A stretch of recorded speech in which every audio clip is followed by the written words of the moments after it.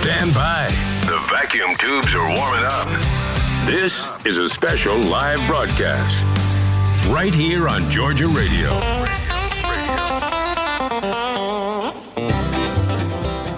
Well, once again, you have made it to the Georgia Folk and Farm Life radio show here on Georgia Radio, GeorgiaRadio.com, brought to you by Meeks Brothers Cattle Company. And y'all just pay no mind. Conway has decided to go crazy right here when we start the show. He's down here chewing my hands off. I'm having to fight this little wild child, so bear with me. And I apologize to your listeners because they've already missed the best stuff. We've been talking about a one-legged pulp water. We've been talking about Googe Hill. We've had all this great stuff going on before we get into tonight's show. And off the air stuff, yeah. Goodness gracious.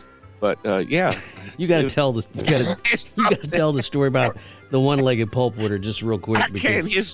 His children, I know that his kids might be listening.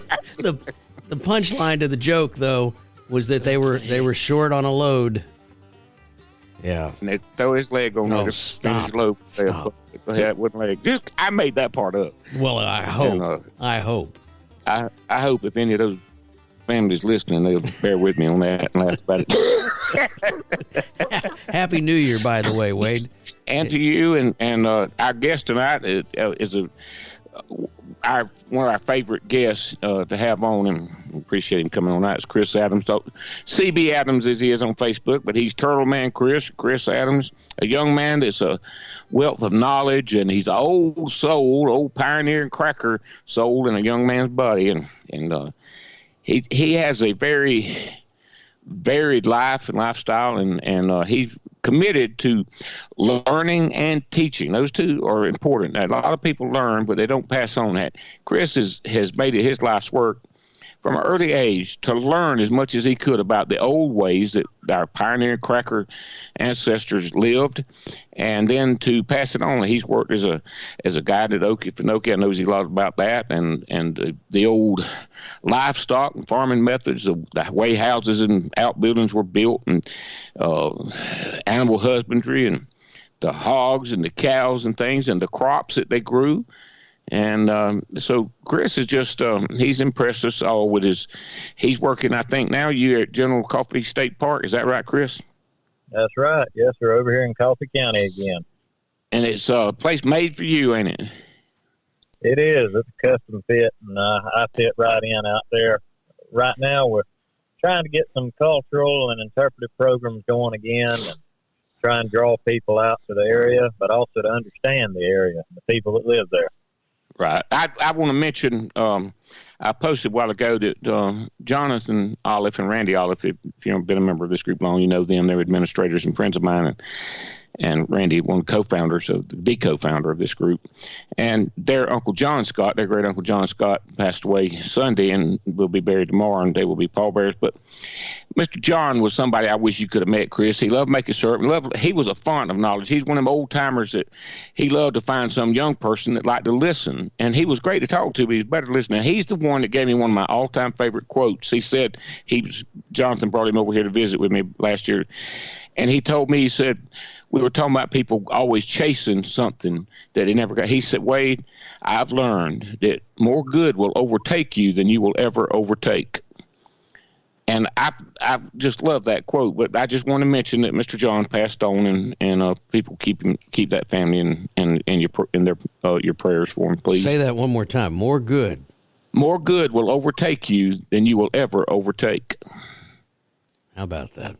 That's something to live by right there. Yeah, we were talking about, he was sitting right here across from me on the left seat over there, he and Jonathan, his nephew, and we were talking about people changing jobs, moving, never not being satisfied, and chasing that elusive something.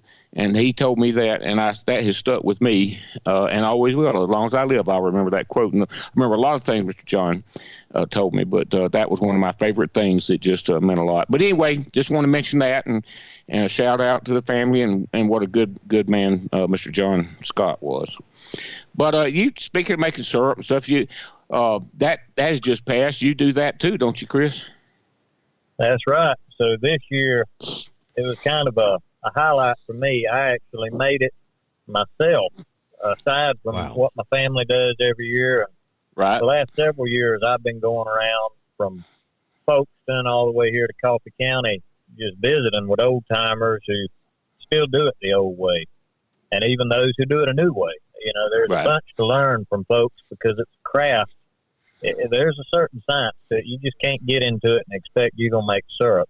It ain't like putting muffins in the oven or something. That's right. You definitely got to work on it. The thing about, I've never made syrup, but I have watched a lot be made, and I used to watch the old time. They would a lot of people use gas now, which is fine to fire their kettle, but I remember so many they would hunt up old cat faces, long ones, and old heart pine lumber and fence post. And the longer the better. And the reason you want them long is you can feed them in there and pull them out. If it got too hot, you could reach just part of it was sticking out of the furnace, so you could just pull it out and back the fire off, push it in as it needed heat, and regulate it that way. Where if you throw the wood in there, you can't. It's there. It's going to get as hot as it's going to get. You can't regulate it with short wood. You ever know that? Well, see, that's another point to make right there. Is just cooking on wood's one thing. Cooking syrup on wood's a whole other ball game altogether. That's right. Compared to gas, where you can regulate it more. Those old timers knew exactly how to work those fires. Yeah, I've watched them, big kids, they'd say, pull that out a little bit, and they'd just keep it, and they'd keep that temperature regulated. It was like those old women that cooked on the wood stoves, and some of the wood stoves had heat indicators on, most didn't. And those, they could bake cakes, but they bake biscuits, whatever they want to fix. They were intuitive because they had done it so long. And the same with, and I've mentioned before, one of my favorite parts of old ways of things about making syrup is when it was getting close to ready, it'd usually be several old timers, and they'd all start, conversation would stop when it was getting close to time, because that you had to, you got to dip it up at the right time, take it up. And when it I know you've heard me use this term, and you've probably heard older people use flecking off. You take the skimmer and dip it up and watch it pour off, and when it went to dropping off in sheets instead of dripping, you know what I'm talking about? And it was getting hard, kind of. And the way it flecked off, they would use, that was old time word, fleck. You don't hear that word, but they meant flake, I guess.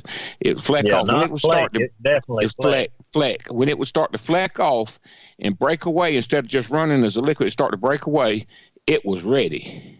And 2 or 3 would say, it's ready, it's flecking off. Well, there it is right there. And it would be time to take that syrup up. And how long from start to finish?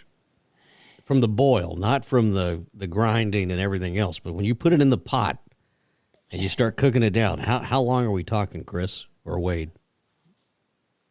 Well, I mean, as far as your cooking, that also varies from kettle to kettle. Some kettles be 50 gallons, some go all the way up to 80 and 100 gallons.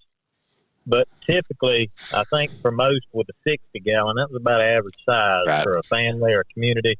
They cook for about 3 hours, and in about 3.5 hours, you could expect syrup to be in a bottle. But that's great, because it was a community event, and I mean that's what I was trying to gauge here. How much? Well, Chris, when a lot of people still make syrup, but you don't get the turnout. When I was a boy, it was still that era, the end of that era, where people were starving. We didn't have TV was around, but not like it is now. You had a couple of stations, but people loved going to events like syrup boilings. And there would be crowds at night there, old people and young people. Young people be out in the dark, some of them courting, and some babies is conceived back behind the syrup house. It's funny how about 9 months after cane grinding time, there were a few more kids running around. 9 months after syrup boiling. But that is true. And the old people sit around there, and I've seen them old syrup houses. It'd be at night, it would start raining, and there'd be so much steam in there. Have you ever seen that, where it start precipitate out? And it would be sticky rain. It would start dripping, and there would be a cloud up inside and you'd be sitting down in there, and right above your head was a pure like fog, and it would start dripping, raining water, and it was sticky. And the old people loved to sit. They were crowds that come to just to be together, and not just to get syrup, not just to drink cane juice or chew cane. And of course, we love to go around the edge. If you was good, you got to take some pecan halves with you and use those to scoop that syrup candy off the edges. And that syrup candy covered pecans is good. If not, you just cut off a strip. Your granddaddy, somebody would take his knife out and cut you off a little strip of cane rind there off a piece of cane, and you would use that to scoop the candy up with and eat it off that like on a stick. Now, talking about the vernacular there, the cane candy, I've heard it called dog candy. But more recently, I heard someone refer to it, actually a couple of people refer to it as polecat. I'd never heard that. I hadn't either.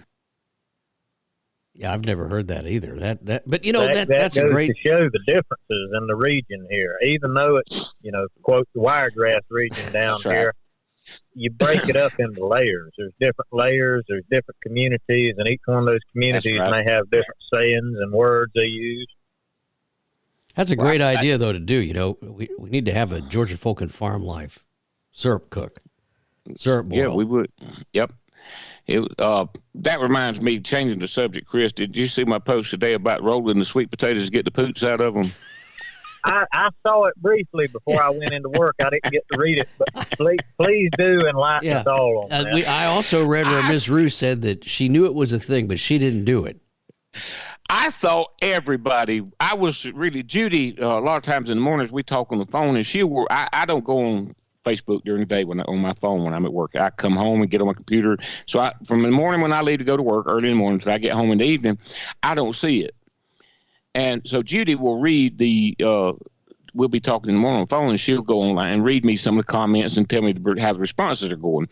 So I told her, I said, she read it. She said, "Oh, Ma used to," and her daddy, her grandmother, and daddy used to say the same thing. And I've heard that all my life, and I thought everybody had heard that. I thought all country folks in Little Georgia, their old, wives' tale that you roll sweet potatoes back and forth on the table or the countertop or tabletop before you bake them to roll the poots out of them. And I was shocked at how few, most people on Georgia Folk and Farm Life said they never heard of it. Well, how long do you have to roll just a little sweet potato to get it doesn't work. It's just a little. How do you know it doesn't work? I mean, you haven't tried it recently. I've done it. Yes, I have, and I can tell you, it's just but it's just one of those old jokes that people told over the years, and but I thought everybody had heard that, and most people had not. Had you, Chris, ever heard that? Admittedly, I had heard it, but I can guarantee you, I ain't ever done it. Well, this last party we had, let me tell you, I wish somebody had. Oh man, my that's gosh. Funny. Yeah, there's now, Chris, another thing this morning I posted about was sheep and geese. Two things that you think of raising sheep and eating sheep, mutton and lamb as something, a northern thing, a Yankee thing. But it was very much a southern thing in our region of Georgia and Alabama, North Florida. People used to, in the 1800s, early 1900s, they raised sheep to get the wool, and they ate them too. And the same, they kept geese to pluck them, for the down to stuff pillows, mattresses, and things, and coats, whatever. And most people didn't know that. Well, it's funny you posted that. In fact, just a couple of days ago, I was having this conversation with some visitors to the park. I was out there. We have Gulf Coast sheep, and there's two types of land-raised sheep here in the Deep South. Down in Peninsula Florida, you have the Florida cracker sheep, they call them. But up here in the Gulf Coast states and South Carolina, North Carolina, Georgia, we had Gulf Coast sheep, or what they call native sheep. And they were here by the tens of thousands. In fact, if I recall, it was probably the 1850s, there were some families in Irwin County that had upwards of 700 to 900 sheep of their own. Wow. Now, most farms here, and again, middle of the 1800s into about 1880, most farms didn't have quite that many. If I recall, one of my ancestors had anywhere from like 75 to 100 sheep, but that's majority of what they were used for was just wool production. Right. Like you said, a few families did eat them. But the way it fell in Georgia is there was a time when there was an abundance of sheep. About 1880s, their market starts to fall off, and it only picks up again right around the end of World War I, and then crashes again after World War II. And after World War II, there's very few. Yeah, it's only been the last 15 years that I started seeing sheep around here. Mm-hmm. When I was a boy, Mr. Benny Ehrlich owned a big farm. He was a merchant, local Jewish merchant here, and he owned a big farm out in the country out here and the Ehrlich place it was called. And he had a big pecan orchard out there, and he kept sheep in that orchard. Now that was he came over here from I think from Russia in the early 1900s. And I guess it kind of his heritage in Europe, keeping sheep. He was the only one that had sheep back then. But I used to love to see that flock of sheep out there in that pecan orchard. I even as a boy, I thought that was, a beautiful pastoral scene out there. One of the more interesting stories I think I've heard pertaining to sheep in South Georgia happened in May of 1865. So historically, they sheared sheep around the month of May. There was this lull between planting and harvesting time and getting into the summer months. They were going to shear them and be done with it before it got real hot. Well, this particular morning in Irwinville, Georgia, Jacob Paulk and some others in the community had gotten together to go hunt deer that morning. When they got back, they were going to go shear sheep. Well, it was in the pre-dawn hours that they heard some shots up the road ring out. And they waited, they listened. Before they got started shearing sheep, they had all their rifles and hunting bags and powder horns nearby. Well, about daylight, a federal patrol shows up in the yard asking for provisions. They sort of had a stare down, and the federal patrol went on their way. But they come to find out that federal patrol was part of two cavalry detachments that had captured the Confederate President Jefferson Davis in Irwinville. Wow. So that happened around sheep shearing time. Huh. Now that's incredible. I didn't know that. We better take some notes real quick that Wade didn't know something. I didn't know that. Never heard of that. All right, it's time for a break. We've got to take a break, and we'll come back. And we're going to talk about Chris's dog. Yeah, that new puppy. New puppy. All right, you want to read the commercial, or you want me to play it? I'll just play it. Hi, this is Wade Peoples from Georgia Folk and Farm Life Radio. I'm here to tell you about Meeks Brothers Cattle Company. And you don't have to worry about supply chain issues or where your beef comes from. Do what I do and call Meeks Brothers Cattle Company today. You can get a whole, half, a quarter, any amount of beef you want. Good quality beef, vacuum packed, lasts up to 3 years in your freezer. It's grass-fed, grain-finished, made to order. Visit Meeks Brothers Cattle Company on Facebook today and tell them Brother Wade sent you. And that's Meeks Brothers Cattle Company. Thank you. Georgia Radio. Good company and great country. Enjoying the country music.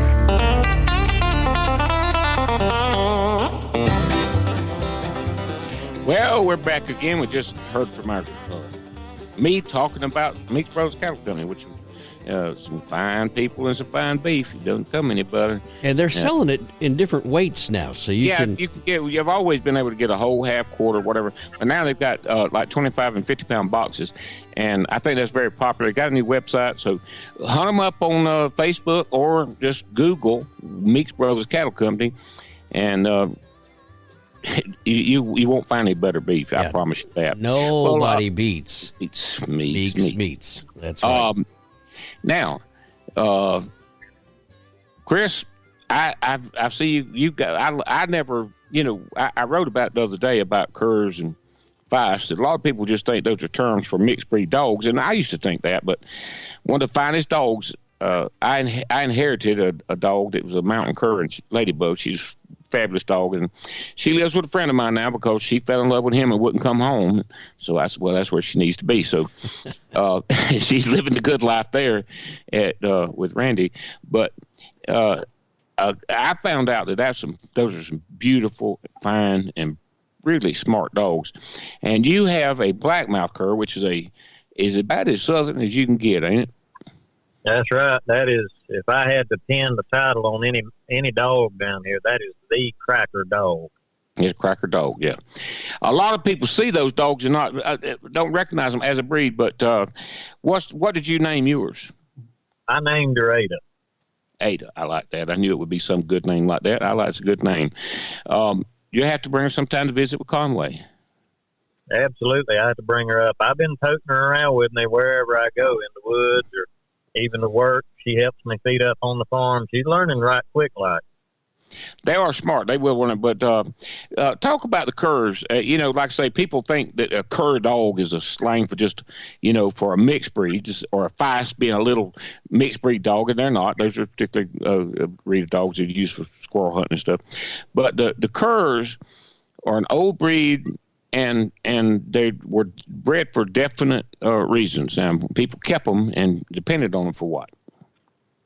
Now, first, let's go back to the history of these dogs, where they originate, because it's kind of a foggy origin story. We know that these dogs came out of the mountain south. Their ancestors did. But some of their ancestry may be linked to the yellow dogs, wild Carolina dogs, or Dixie dingoes, they call them. They've been on the Savannah River Basin for upwards of the last 14,000 years. That is the original dog to the southeast, and it's believed that they may be descended from early native dogs by the indigenous people that lived here. And then some also chalk it up to some of the early war dogs brought by the conquistadors like DeSoto breeding with those native dogs. Whatever the origin actually is, we know by the early 1800s that these dogs were being cared for and reared on farms all across, South Georgia, down into Florida, into Alabama, Mississippi. And one of the more popular lines of blackmouth curs bred today is done so by the Ladner family out of Mississippi.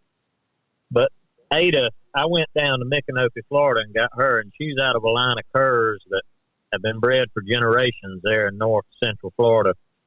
But, she's a wonderful dog, but her kind, they were raised specifically for stock tending. They're good catch dogs, good working dogs, and they're excellent hunting dogs. And they're great at following commands once you work with them just a little while, actually. Well, there's the mountain cur, which Ladybug was, and there's but when you see a picture, if you don't know what we're talking about, just go to Chris's Facebook page, and I'm sure there's pictures of her on there, right? Oh yeah, she's on there, and then I posted something on the Wiregrass Project page the other day about blackmouth curs and explained a little of the history there. But if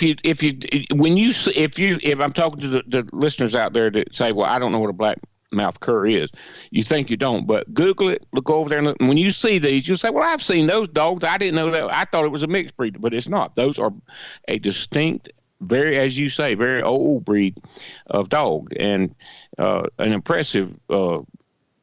So I was having this talk with a friend of mine the other day about the types of dogs that the Creek Indians would have had, and there's quite a bit written on that. But you just said something, Chris, that was really interesting. You said part of the lineage of that breed might very well be from some of those old Native American dogs.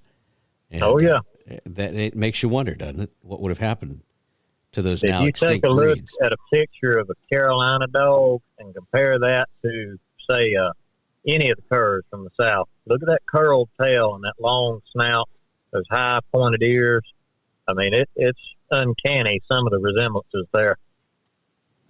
Yeah. Well, that's great stuff. I'm glad you're doing that.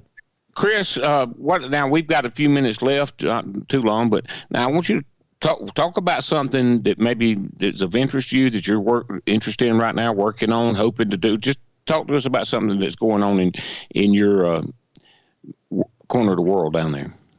Well, I'm absolutely excited for spring. I ain't much of a winter person. I appreciate it, but I love spring. I love the fall when I can get things in the dirt and start planting them.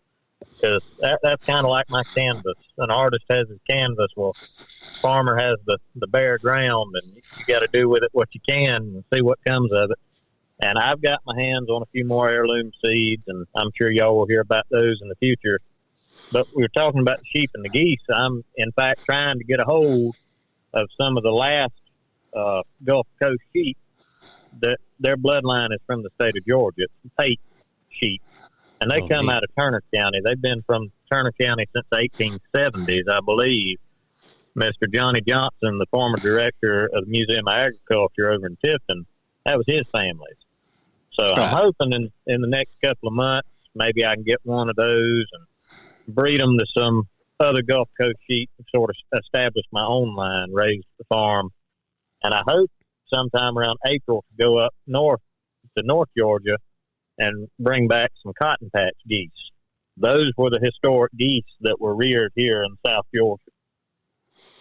Well, that makes me, Chris, my grandpa was born in, my maternal grandpa, my daddy's daddy was born in 1894, but my mama's daddy was born in 1901. But he told about, they had some of those old geese, like you're talking about.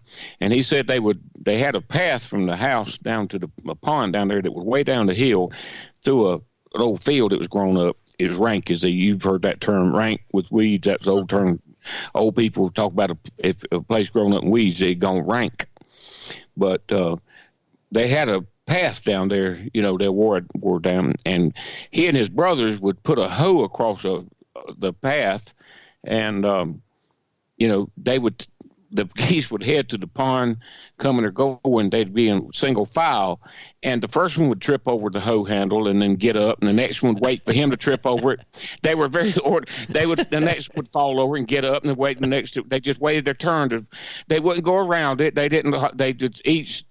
They just fall right over it. Yeah, and they used to hang an ear of corn on a string from a limb, and the geese would just sit there all day just pecking at it, never getting a grain of corn off of it. But they entertained themselves with the geese, Well, the good Lord didn't make geese the brightest animals on the planet. That's what my grandpa said. He and his brothers had more fun messing with those geese than any animal on the farm. Well, I got a garden tip for y'all as we get ready to close out this show, and I figured even Chris would appreciate this. I'm going to have to find a different place for my garden. Historically, my neighbor, it's the place that we own was his grandfather's, and he told me that when his uncle took it over, he used to garden right up there behind on this little hill right up there behind the little house. And so I last 5 years I've had my garden out there. That's where the outhouse was? No, even worse. It's where the septic tank is. But let me tell you, the stuff grew like weeds out there. I think Mama Bombeck used to say the grass is always greener over the septic tank. That's right. Well, I had them serviced. I hadn't ever had them serviced, and so I decided to have them serviced this last week. And Mom called me up and she said, "I've got some bad news for you." And I said, "What's that?" And she said, "I know why the watermelons grow so well." So there you go. Chris, I wrote about citrons the other day, and then mentioned watermelons. That was when people broke new ground and cleared up a new field, they'd always planted watermelons that first year. Had you ever heard that? I have heard that. In fact, there's a good passage in Wiregrass Sketches, or Saturday Night Sketches, Tales from Old Wiregrass, Georgia. It's a book published in 1918. It even talks about that. Really? So that's I figured it was a very old thing to do. You plant watermelon anywhere, and then you've got watermelon for 30 years because it. Yeah, this is true. The best watermelons you'll ever eat is one. You throw an old watermelon out in the edge of a field after you get through eating it, what's left of it. Yeah. And one year with Judy and I were married, we had a big watermelon, ate part of it and threw it over the fence next to the cemetery over there in Sandyland. And the next year, we were coming home from church one Sunday, and I happened to look over the fence over there, and I saw some watermelons, and they had sprouted some wild ones that grow up out there. Those are the best. And I found other places where you just throw an old watermelon out, go back out there next year, and if that vine sprouted, that's some good watermelons. Unless it's behind my little house. You don't want it. Those are. But I'll tell you, if it don't kill you, it'll sure fill a bushel basket. Yeah, that's right. Well, it didn't kill me. I ate a lot of them, but oh my goodness. It don't kill you, it'll fill a bushel basket. I like that. All right. Well, we've come close to the end of the show now. It is the end of the show, sadly. Hey, Chris, though, we can't talk about it yet, I guess, but you're going to be hearing a lot more from Chris. He's got to get things worked out, but you're going to be hearing a lot more from Chris and the Wiregrass and Ecological Project. That's on Georgia Radio. Listen, if you look at his Ecological Project on Facebook, his page, and see what he's up to. He's always up to something amazing, and educational. I learn something every time I talk to this young man. Chris, it's been a pleasure as always having you on. And my wife's daddy used to say, make 100, make 100. That's what he'd always tell you when you started out the door, make 100. So do that. Well, it's been a pleasure talking with y'all tonight. All right. Thank you, Chris. Thank you, Matt. We've appreciate you all listening, and if you're listening live or listening to the podcast later, we thank you for joining us, and we thank Meeks Brothers Cattle Company. What a great family and a great product, and we'll see you next time.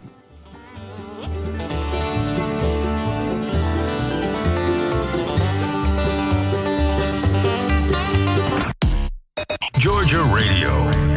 Good company and great country. Enjoying the country music.